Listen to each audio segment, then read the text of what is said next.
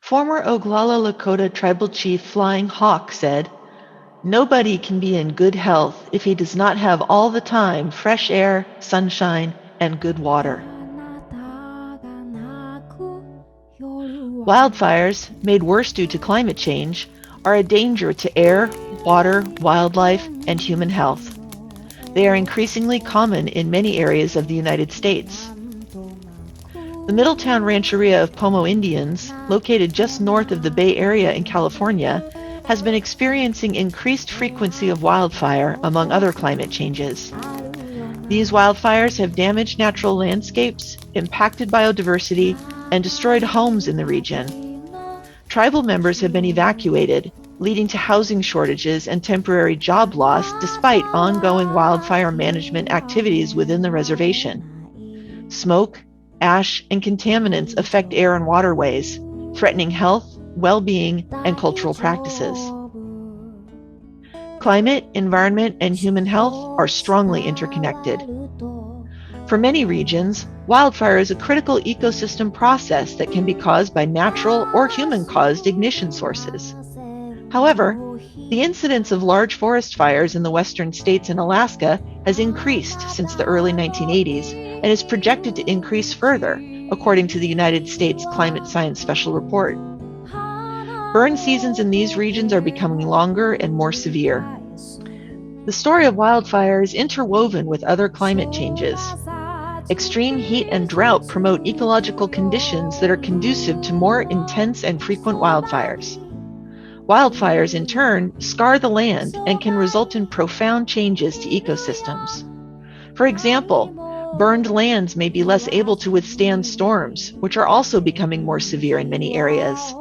Flooding, landslides, mudslides, and erosion can all occur more frequently in burned areas.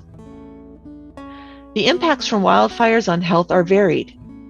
Wildfires can cause traumatic injuries, burns, and even death. Research published in Environmental Health Perspectives in 2012 estimated that wildfires cause more than 300,000 premature deaths each year.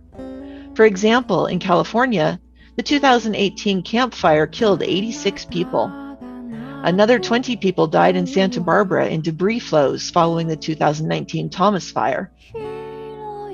It isn't surprising that communities that experience this kind of large-scale disaster or traumatic event may experience immediate and lasting mental health impacts, including post-traumatic stress, depression, anxiety, and grief.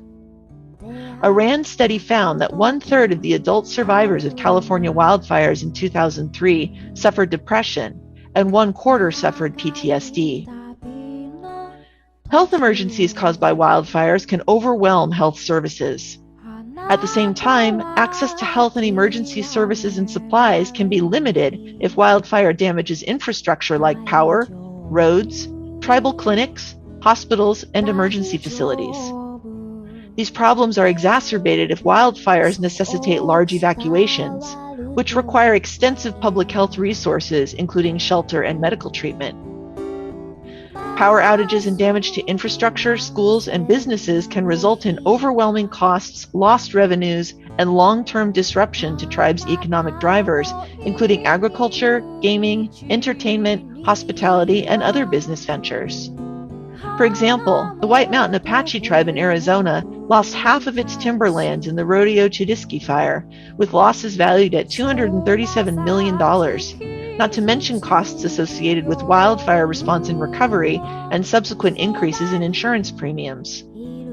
A tribe's social and economic institutions are an important factor in its overall community health. The secondary exposures triggered by wildfire may create the most widespread health effects.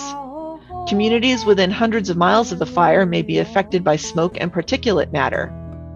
Even if the fire is not on or near tribal lands, poor air quality can affect tribal community members' respiratory health and access to outdoor activities, even many weeks after a fire. Data shows that the 2007 Southern California wildfires led to significant increases in emergency room visits for asthma and breathing difficulty. Post-burn areas may also see increases in airborne fungal spores that lead to coccidioidomycosis, a disease more commonly known as valley fever. Lyme disease-carrying ticks tend to proliferate more easily in ecosystems after a wildfire, as do forest pests like bark beetles that can kill trees and increase wildfire risk. Water and food insecurity are also health concerns following a wildfire. Wildfires can expose waterways to debris and contamination, affecting groundwater and domestic water supplies that may already be scarce, especially if a tribe used its supply to fight the fire and is unable to transport water supplies due to road closures. Similarly, road closures can limit access and transport of food supplies. Beyond supply disruption, pathogens and pollution in domestic water supply and local fish or crops can lead to infection and illness. Certain tribal community members and groups are more vulnerable to wildfire health effects, including elders and children, individuals dependent on public transportation, neighborhoods in the wildland-urban interface or high fire severity zones, suburban and rural homes without defensible spaces, people susceptible to health impacts due to poor air quality, people with mental, behavioral, and cognitive issues, people dependent on electricity, especially for medical devices, and outdoor workers. Just as wildfire can affect the tribe's physical, mental, and socioeconomic health, it can also affect the tribe's cultural and spiritual health. Over time, as the risks of wildfire and extended power outages increase, residents may opt or be forced to relocate. Loss of cultural sites, culturally important traditions and species, and critical economic drivers can threaten a tribe's cultural identity, sovereignty, and community cohesion. Tribes have many strategies to combat wildfire impacts and climate change effects. Tribes are increasingly recognized for wildfire management strategies such as prescribed burns. They have developed emergency or health management plans to anticipate and prepare public services, evacuation procedures, and post-disaster repairs and needs. Tribes can conduct outreach to encourage residents to sign up for emergency communications. Air quality documents can be updated to include exposure to wildfire smoke or particulate matter. Tribes can also collaborate with other tribes and agencies to enhance training and capacity of emergency tribal response teams. Wildfire size, frequency, and severity is increasing due to climate change. However, tribes can act now to safeguard their health. The next video in this series will discuss the impact of melting ice and sea level rise on tribal health.